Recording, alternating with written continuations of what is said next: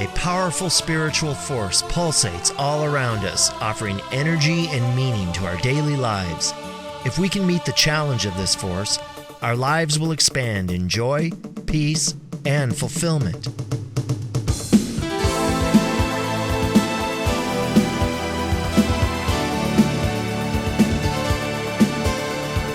The Redondo Beach Center for Spiritual Living and the Ministry of Dr. Moira Fox presents Living Ideas. The power of new thought based on the dynamic principles of science of mind as taught by Dr. Moira Fox. These programs are presented in order that we encompass the mastery of well-directed faith based on the inner conviction that we are surrounded by an intelligent law, which does unto each of us as we believe. So here we are in this glorious moment, in this present now, and we're open and receptive to whatever, because we never know. Sometimes we don't even know why we're sitting there, but somehow we got here, and there you have it. But we are here always in the expectancy, if we are open and receptive, to some emerging good happening through us by means of coming together, united under a common spiritual cause. And of course that common spiritual cause would always and ever be to realize the truth of ourselves and the truth of all life.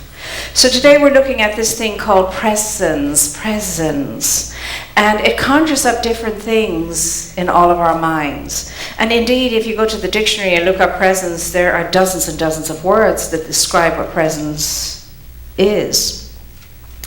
And some of those words are appearance, the appearance, something in appearance, attention, something attending, which of course presence requires attention and attendance.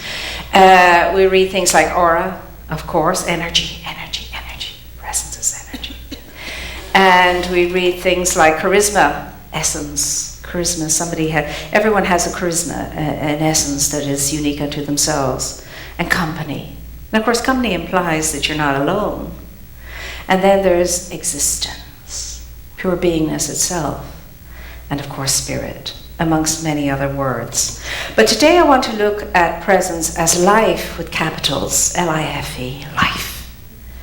This thing called life, this thing called you, this thing called presence, all one and the same thing. Because life is what each one of us is. It's what we came from, and it's what we're always going to be, life. But you and I, to get the full benefit of the gift that has been given to us with life, need to get in touch with what presence is all about. And presence is to be in your life, aware of your life, celebrating your life, in control of your life, directing your life, and being in the flow of life. That's what it is to be alive, to be fully alive. And as Saint Irenaeus said in the 4th century, the glory of God is man fully alive. So we ask ourselves today, how fully alive are we? And for the week, maybe we could ponder that. Are we indeed even aware that we're alive? Because most of us go around as though we're half dead. Really and truly, if you bump into people sometimes, you wonder if they're even aware that they're alive. And that someone might be you sometimes, or me. And so because we go into mindlessness, and presence is mindful. Presence is alert, awake, and aware. And so it's the way we're created to be, awake, alert, and aware. And you know how much sometimes you're not that. Especially driving in your car, you arrive at your destination, you don't even know how you got there. Oh, all of a sudden I'm there. Or you get into your car and you're driving to work, because that's where the car usually goes every day, but it's Saturday. And you don't have to go to work, etc. And so these are little inklings with regard to how awake and aware we are, how present we are to our own existence, our own experience of life and living. And I'm here to share with us all today, to share just an idea with you, to have the conversation with you about the necessity of being present and the necessity of being awake and alert, most particularly in this time. Because we can look out into the world and we see many, many overwhelming things. Some of them have touched us personally and most of them have not. But we see many, many overwhelming things. And we are teetering. There's no doubt about it. We have to get real. We're teetering. We're on the brink of something. We're on the brink of something.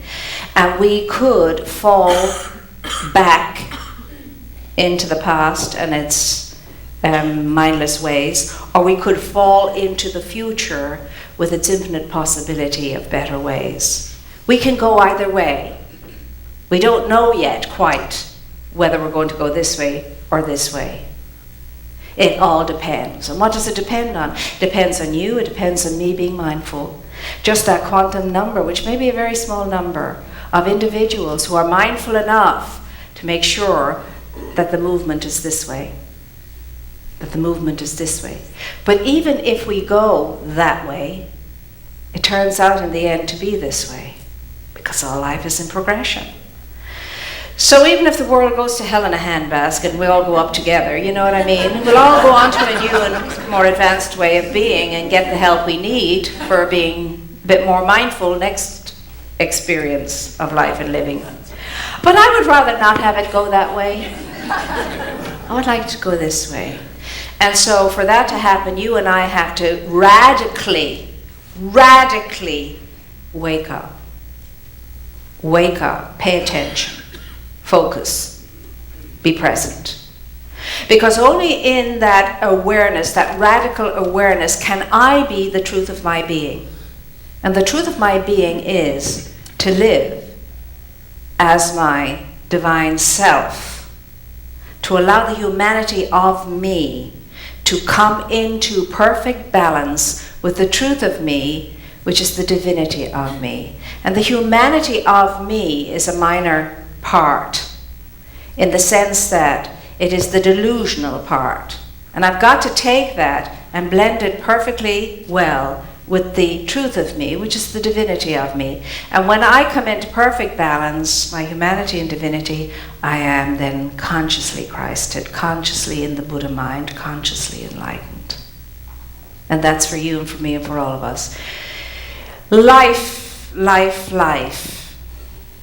We identify it in many different ways. There are so many identities within it. Each one of us uniquely relates to it in our own way. And those identities range from the most asleep, snoring unconscious, to the most awake, the enlightened. From the totally separated to the totally unified. And the process of life is to move out of sleep and separation and move into the awakened and unified state. That's life's process. That's what we're in the process of. Just waking up and remembering. And that we're here and now in the moment present. And that what was going on in sleep was all an illusion. Wasn't the truth of my being, the reality of my essence. And so I wake up to discover, oh my gosh, I'm awake. It's like when you wake up for a terrible bad dream, you say, oh God, thank God that was a dream, and I'm awake now. You know? And it's kind of like that.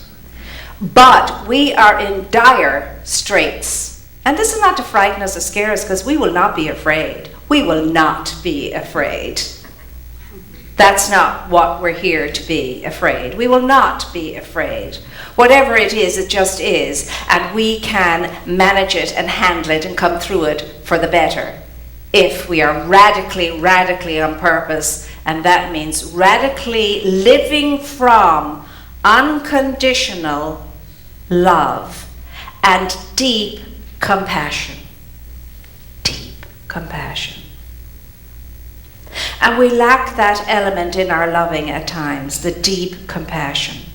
What does unconditional love and deep compassion look like? Well, I was sharing with everybody this morning that I could give you 3 examples to describe what that looks like and what that is in the living out of it.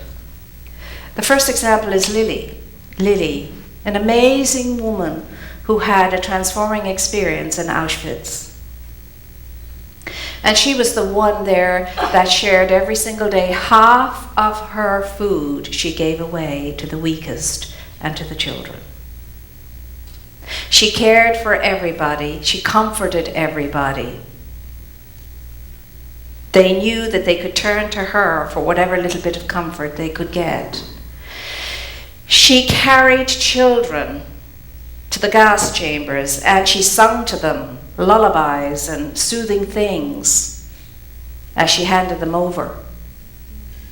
She wrapped her arms around young guards who were crying because they didn't really want to be doing what they were doing. And she comforted those young guards. And she lived her life like that until her life too was ended. That is radical compassion and radical unconditional love. Because she was able to go beyond the human. Because you and I have to understand that our purpose is to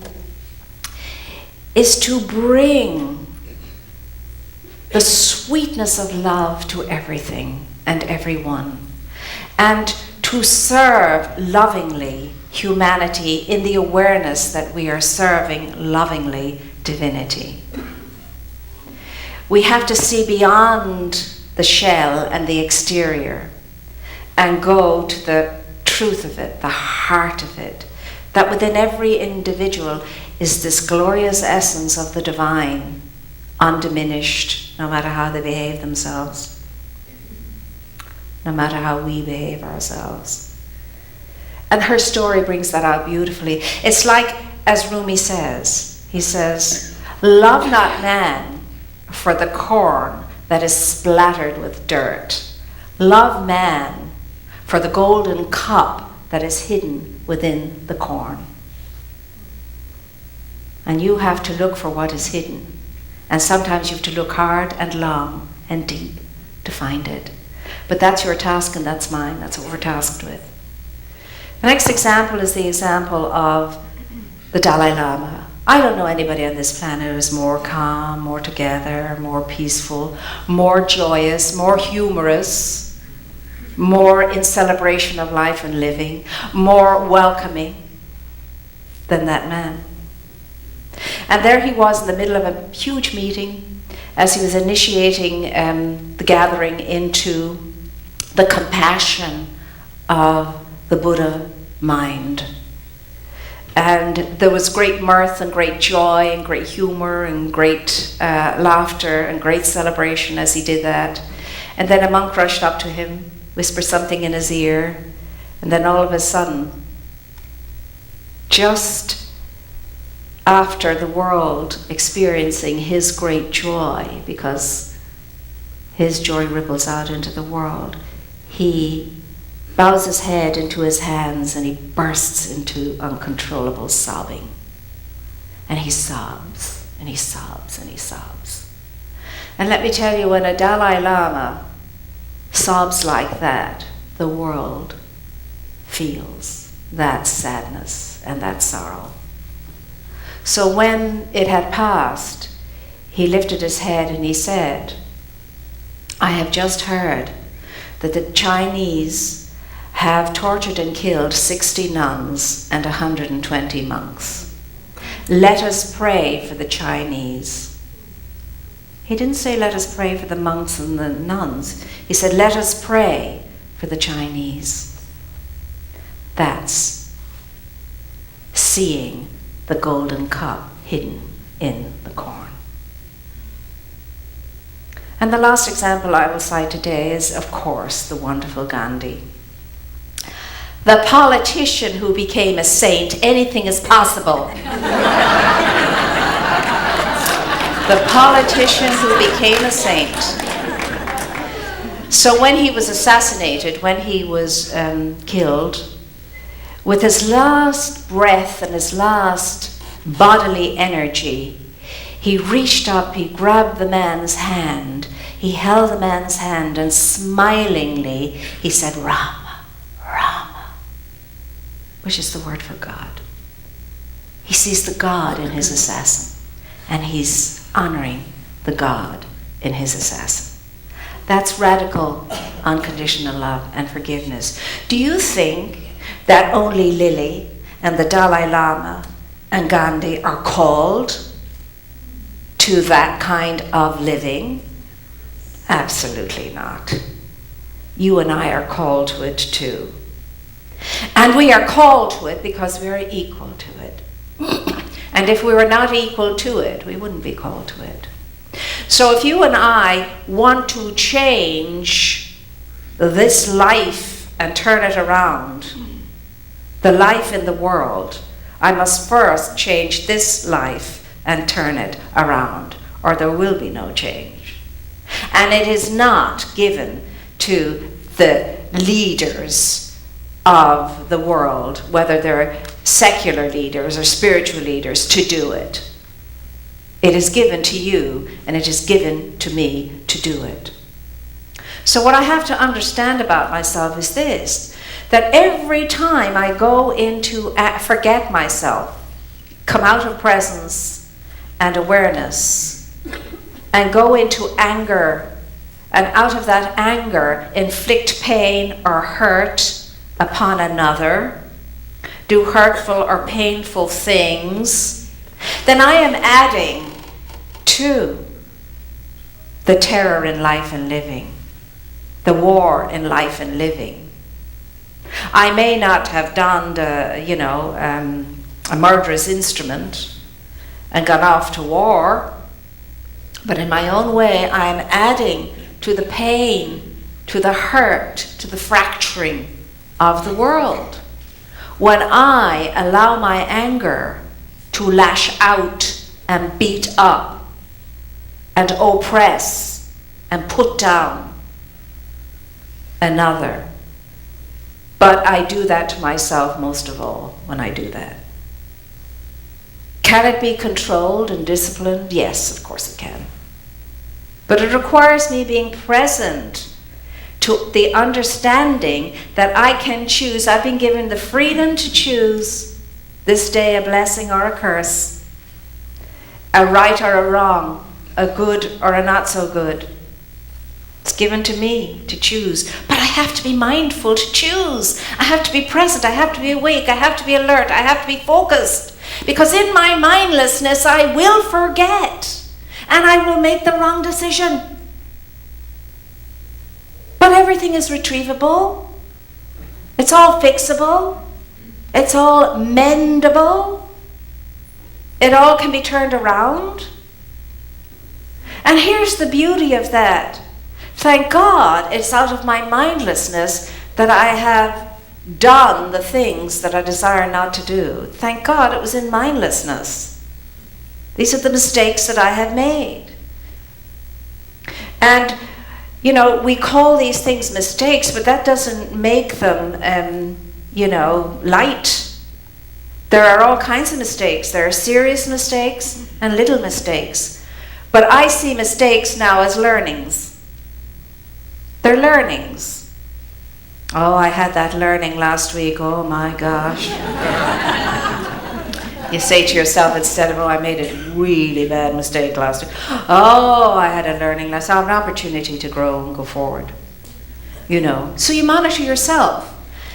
And you begin to start to treat yourself the way we are called to treat our neighbor, with care and respect and honoring. Because if you don't, you'll never succeed in doing it outside of yourself.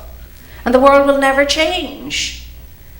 So instead of wishing that you could be this or you could be that in order to be the good person you think you need to be, in order to think, well, if I want to be the person I really want to be, and I know the person I really want to be, I need to do this, I need to do that, I should do this, and I should do that. Stop all of that.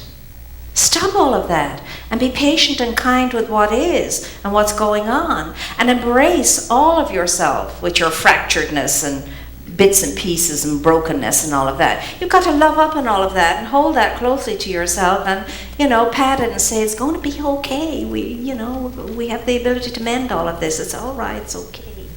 And stop wishing to be this, that, and the other, and understand that here and now you are as you are, it's just isness, and you can make a decision to be other than that if you don't want to be that which you are in this isness now. If that makes any sense. But I have to say, you're the ones, do you understand that? You and I standing here, you sitting there, and we have to do this. There's nobody else going to do it. We're the ones that has to show up as unconditional love and deep, deep compassion in our own life and in the life in general that we're living. We've got to get that. I am the one. I have been sent.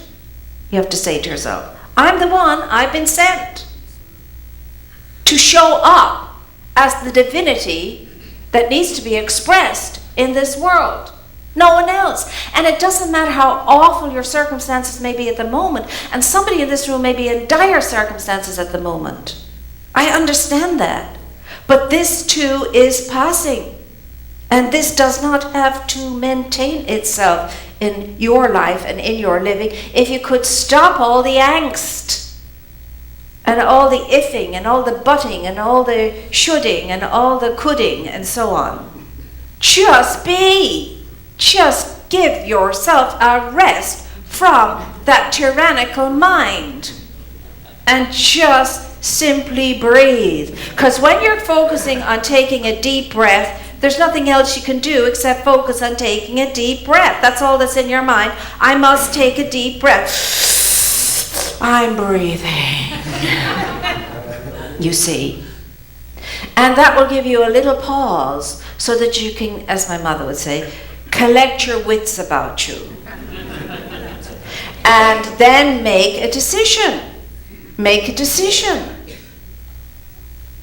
Regardless of what the circumstances are, make a decision. I will not be brought down by this. I will not be overcome by this. I will not give in to this.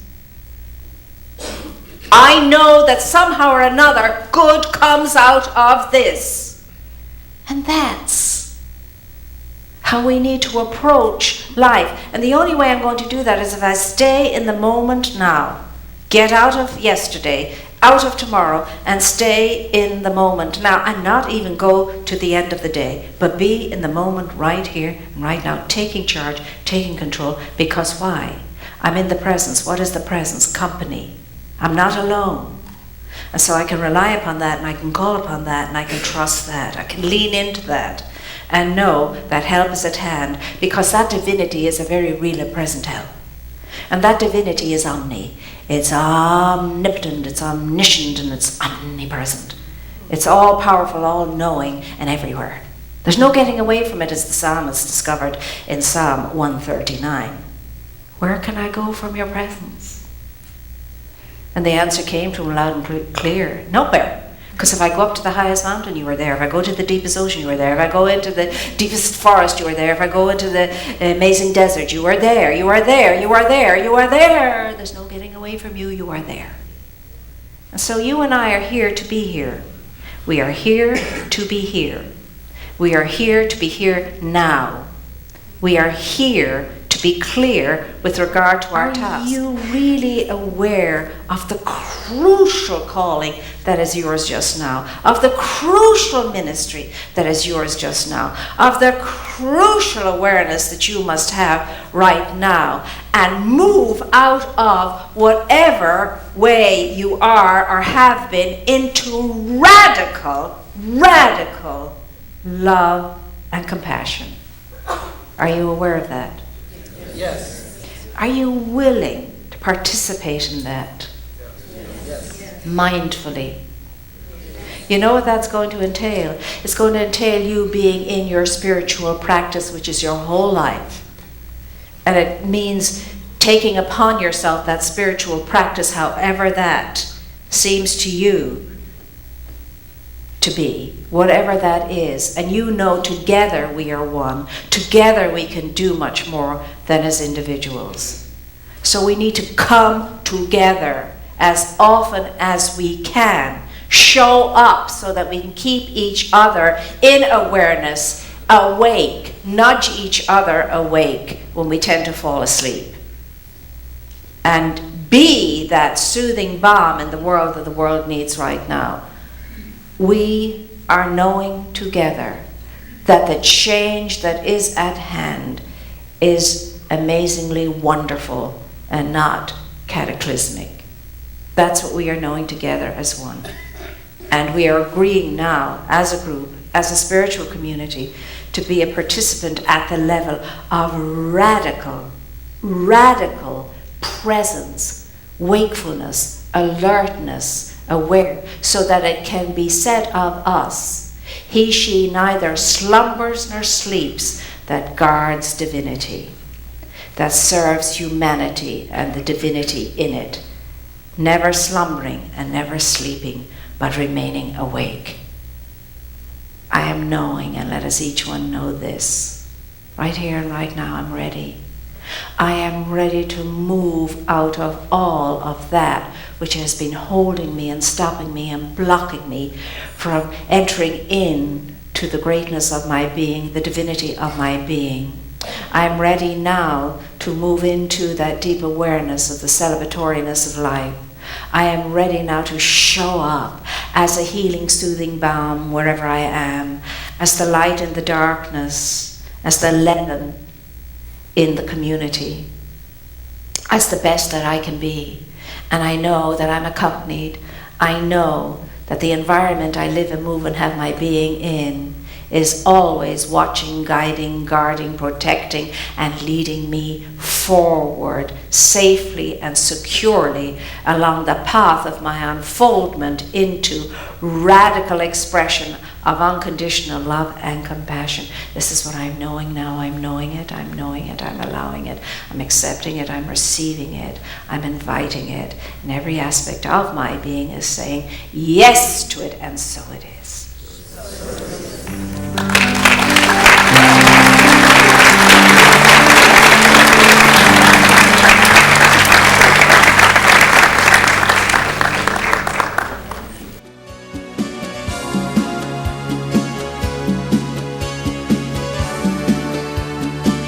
We invite you to experience Dr. Moira in person on Sundays. Our services are at 9 a.m. and 11 a.m. and childcare is available. Please join us.